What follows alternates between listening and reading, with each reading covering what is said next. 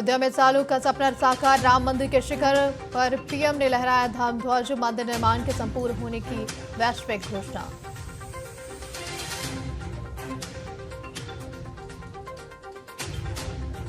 संसद सत्र से पहले सर्वदलीय बैठक, किरण रिजिजू ने बुलाई ऑल पार्टी मीटिंग, सत्र के सुचारू संचालन पर होगा विचार विमर्श।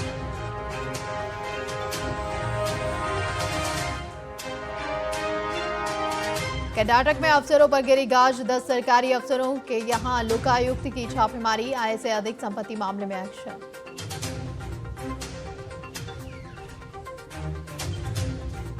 बंगाल में एसआईआर प्रक्रिया के खिलाफ याचिका, सुप्रीम कोर्ट से जल्द सुनवाई की मांग, नागरिकता के लिए आवेदन लंबित होने का हवाला।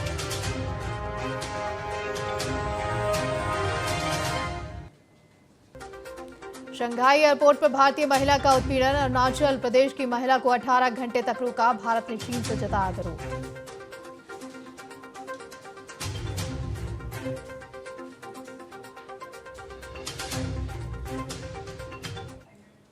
नमस्कार, मैं हूं शाली राज और आप देख रहे हैं टीएनपी न्यूज। आइए नजर डालते हैं मध्य प्रदेश और छत्तीसगढ़ की खबरों पर। सुकमा पुलिस मुख्यालय में 15 नक्सलियों ने आत्मसमर्पण कर दिया है, जिनमें 5 महिलाएं भी शामिल हैं। नक्सलियों पर कुल 47 लाख रुपए का इनाम था।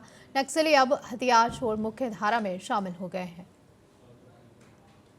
जिला सुकमा में पुलिस बल और सीआरपीएफ द्वारा जो लगातार नक्सल अभियान चलाया जा रहा है, उसके अलावा जो क्षेत्र में लगातार कैंप जो खोले जा रहे हैं अंदरूनी क्षेत्र में, उससे प्रभावित होकर आज 15 नक्सलियों ने आत्मसमर्पण किया है। इन पे 48 लाख का इनाम है। जो आत्मसमर्पित नक्सली है वो बटालियन नंबर 1 के 4 नक्सली है। उसके अलावा Konta area committee, Kistaram area committee, Kerlapal area committee के भी नक्सली है।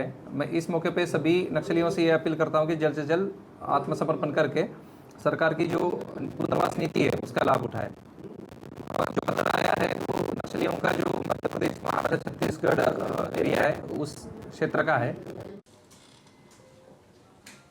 वहीं इस खबर पर ज्यादा जानकारी के साथ हमारे साथ जुड़ रहे हैं अमर सदाना। अमर, बात करें सुकमा में 15 नक्सलियों ने आत्मसमर्पण किया है, क्या अपडेट है पूरे मामले को लेकर? साथ ही साथ ये भी बताएगा आखिरकार इनके आत्मसमर्पण की मुख्य वजह क्या निकलकर सामने आ रही है? बिल्कुल, देखिए सुकमा जिला में जो आंध्र प्रदेश की सीमा पर जो मोस्ट वांटेड नक्सली जो हिडमा है, उनके मौत के बाद दहशत का माहौल है संगठन के भीतर। और देखा जाए तो नक्सलियों में जो डर का भय है और निराश के बीच जो सुकमा पुलिस को जो है बड़ी कामयाबी मिली है। देखिए जिले में 48 लाख के इनामी कुल 15 सक्रिय जो माओवादी हैं वो आत्मसमर्पण किया और मुख्य धारा में लौटने का फैसला लिया। इसमें से 5 महिलाएं हैं और 10 पुरुष शामिल हैं। मैं आपको बता दूं कि एसपी कार्यालय में पुलिस अधीक्षक किरण चौहान की मौजूदगी में ये सभी ने सुरक्षा बलों के सामने हथियार डाला है और आत्मसमर्पण करने वाले जो नक्सली हैं वो पीएलजी के बटालियन नंबर 1 के 4 हार्डकोर कैडर भी शामिल हैं और जिन पर 8-8 लाख रुपए का इनाम भी घोषित था। और पुलिस लगातार इन्हें संपर्क बनाने की कोशिश कर रही है और जंगलों से निकलकर सरकार की जो आत्मसमर्पण नीति है उससे प्रभावित होकर जुड़ रहे हैं। इससे जो है 50-50 हजार रुपए की प्रोत्साहन राशि की भी घोषणा सरकार ने की है। और हिडमा के मौत के बाद लगातार जो है नक्सली डरे हुए हैं, सहमे हुए हैं। इस वजह से भी जो है और सरकार की जो विकास की रथ है वो बस्तर इलाकों में पहुंच रही है, नक्सल इफेक्टेड इलाकों में पहुंच रही है। तो सरकार अपने डेडलाइन की ओर बढ़ रहा है, बहुत नजदीक है।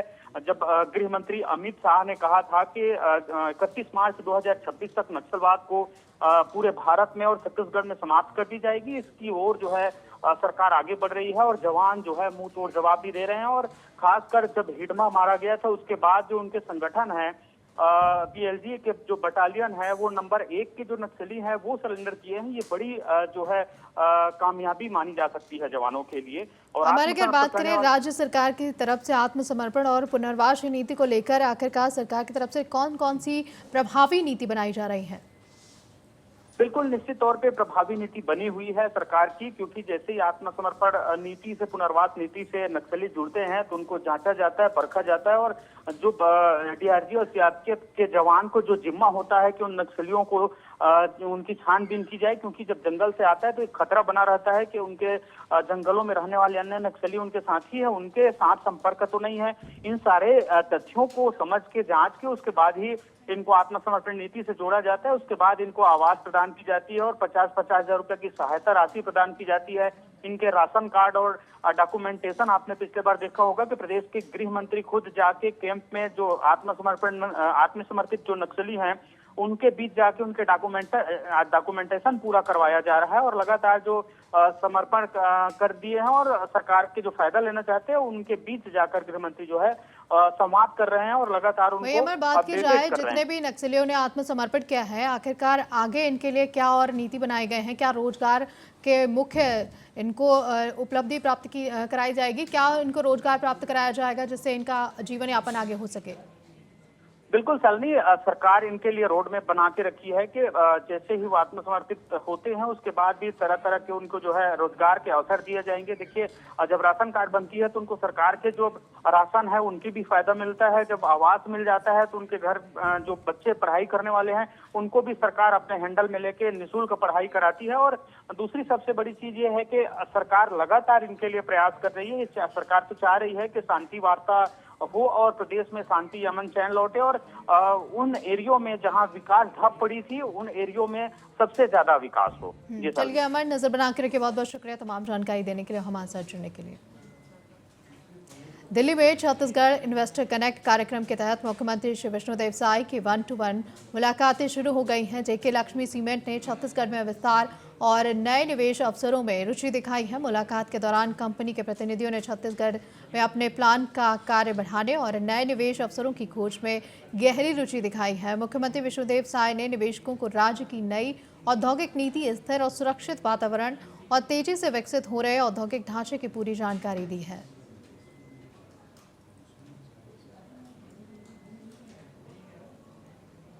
देखिए, आज के पहले तक 7.83 लाख करोड़ का निवेश प्रस्ताव हमारे प्रदेश को मिल चुका है और खाली प्रस्ताव नहीं मिला है बल्कि धरातल में काम भी चालू हो गया।